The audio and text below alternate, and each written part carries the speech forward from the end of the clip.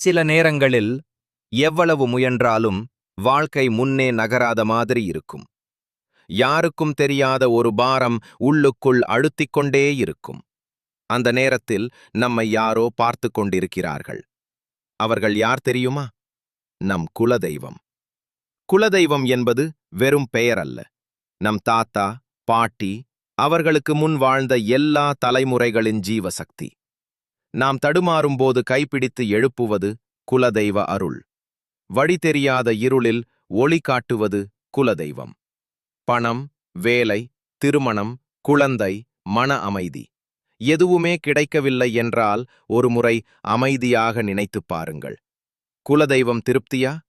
ஏனெனில் வேர் வலுவாக இருந்தால்தான் மரம் புயலையும் தாங்கும். அந்த வேர்தான் உங்கள் குலதெய்வம். ஒருமுறை மனதார நினைத்துப் பாருங்கள். அருள் தானாக வரும்.